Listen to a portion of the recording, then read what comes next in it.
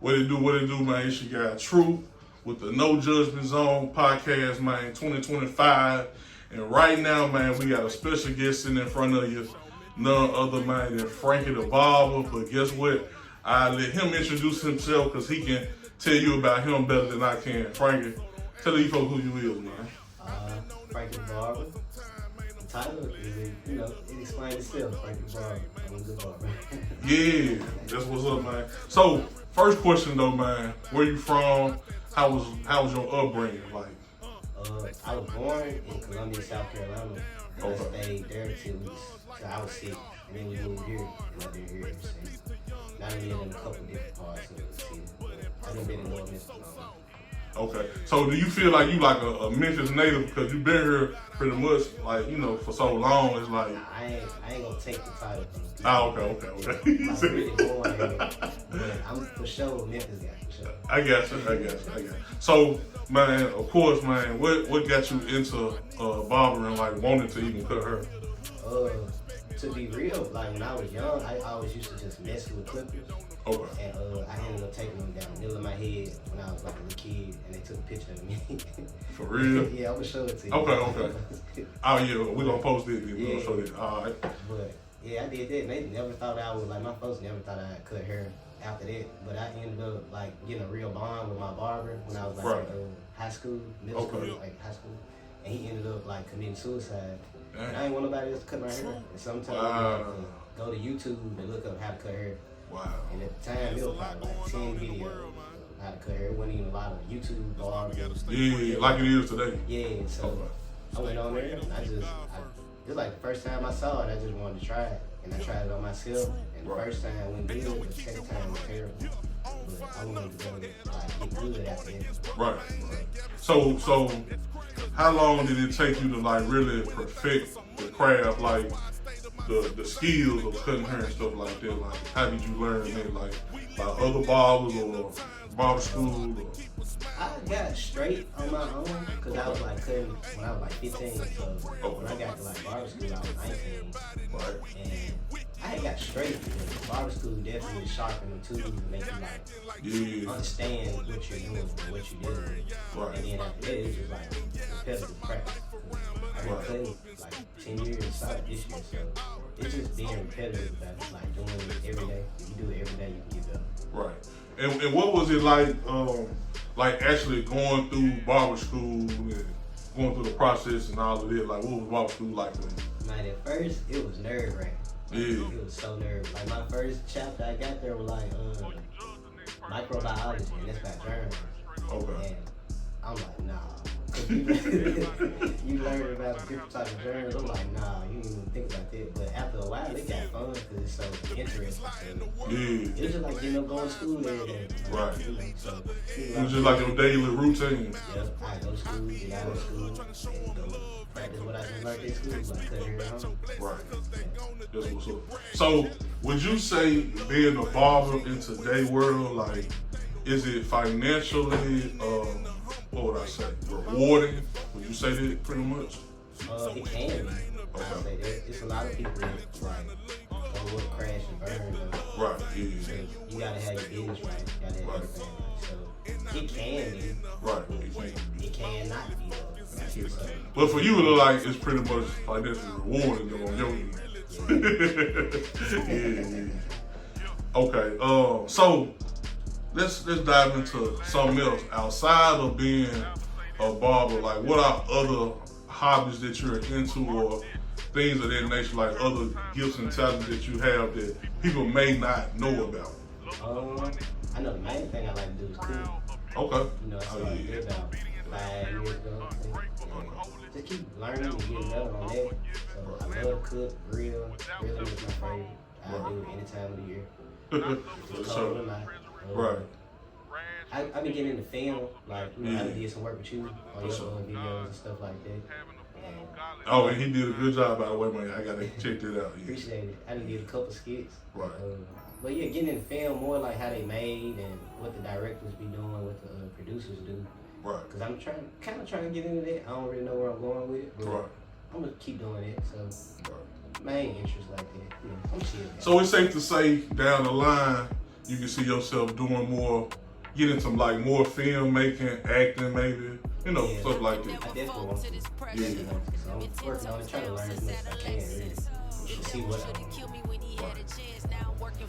So now to get a little bit more personal, man, you know, we know that you lost your pops. Was that was earlier this year or last year? Late last year. Late last year, okay. Yeah, rest in peace, man.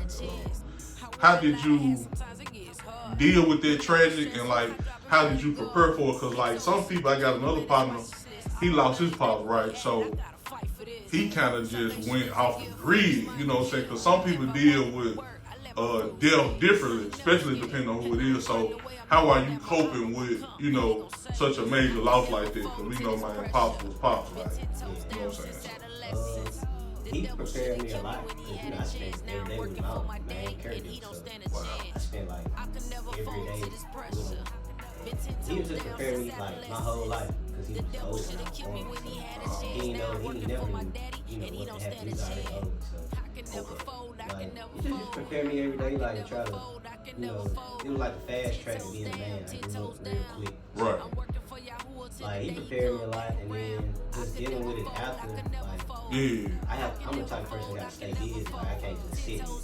Okay. Then you think about the situation too much, right? But you know, I was dealing with it, and I was coping with it in my way, like my speed, how like he passed one day, and I came right back to work. The next day, he passed that evening, I came right back to work. Wow. You just can't sit in it and drown in it like. But I was fine though. I wasn't like breaking down, because I knew what was gonna happen. Right. I was the one at the hospital. I told him like it's okay. And after that, 2 hours later, Jameson was on the phone with me. And wow. Shout out to Jay. And the crazy thing, Jameson's phone was on my station when something happened to his dad. So that's crazy. That's my brother. I remember that. Yeah, I got a dope relationship. We're gonna have to get Jay in this up next. Yeah. So in other words, though, it's kind of safe to just say like you was already preparing for it in a in a sense. Yeah, in a sense, because nothing prepared you like for the day. Man, what? It's so surreal. Right. But like, just mentally knowing, you know, it's better than like something just happening. Like I'm at work and something happened to my dad. Like I what was going on. I was right there every day. Right. Me and my mom. Right. And how your mom been holding up, you know? She taking it hard, but she's strong though. Right. And we got each other. So. That's what's up. Yeah. Shout out to mom. What's up? So man, let me ask you this, man. Where do you see yourself in the next like few years, man, 5 years? Like, you see yourself possibly like owning like a big barber shop, or like what direction you think you gonna go into the next few years? I got a couple different things I want to do. I forgot to tell you, got the t-shirts. That's another one. The t-shirts we make. So I got that coming. I got an idea I want to do with that. And then a food truck, of course, because that's gonna be. I want to do. Hey, y'all gotta try that, man. Food. I'm gonna put all the info on here, man. But man. Maybe like a little shop. Well, not maybe. I want a smaller shop. Okay. Like rooms, like suites. Okay. Like a barbershop. Right, where everybody in one room together. You know, I don't do good in like big chaos. Man, and you know it's crazy because it seems like in today's world, like the barber game is going, it's transitioning more into like the suites than barbershop. Like you don't just see barbershop no more. It's like everybody got suites, especially like in Atlanta and cities like this. So why do you think it's going in that direction, man? The lack of like community in the barbershop. Like, well, the barbershop, I don't know how to put it, but just the lack of community. Like, community is not the same.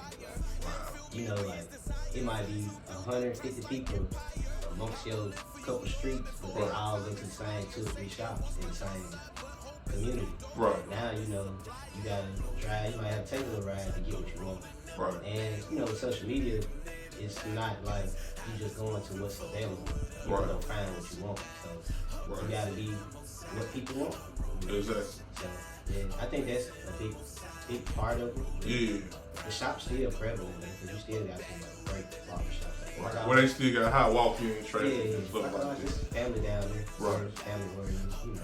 So I think it's it. Just the lack of community in today's society.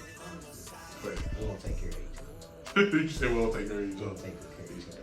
And what you think about also in the barber game today where people complain about like the prices and things of that nature, because you also got to keep in mind, like, man, barber tools are expensive. So everything's going up, rent going up, you know what I'm saying? So what's your take on it with barbers that's charging like $100 or something like that? What's your take? If you doing it, get your money. Like, okay. if it's working for you, get your money. If it's not, you need to find another way to get your money. You might not be $100 barber, you know. Facts. Or you might, you know what I'm saying? You gotta gauge yourself with the competition. Right. But I think in my case, I know I always just try to be the best that I can be. Right. If I see the competition up here, I try to rise to that or above that. Right. And like, as far as pricing, people gonna pay. They're gonna pay for what they need and what they want from who they want it from. So it's a market for everything. And as far as like the customers complaining, like everything going up, I wouldn't say, you know, if you can't afford a $100 haircut every week, you need to go to somebody that charge less. And find the best of that, you know. So to the barbers, just be the best you can be and charge what you charge. I mean, you gotta get your money. It ain't about what I'm doing or what you do. Just get your money. And go home. Right. And what's something that you took with you that you learned from barber school, whether it was from your teacher or experience, like what was something that you took from it? Mr. Armstrong. Yeah, shout out to Armstrong. Mr. Armstrong tell us to be so cheap.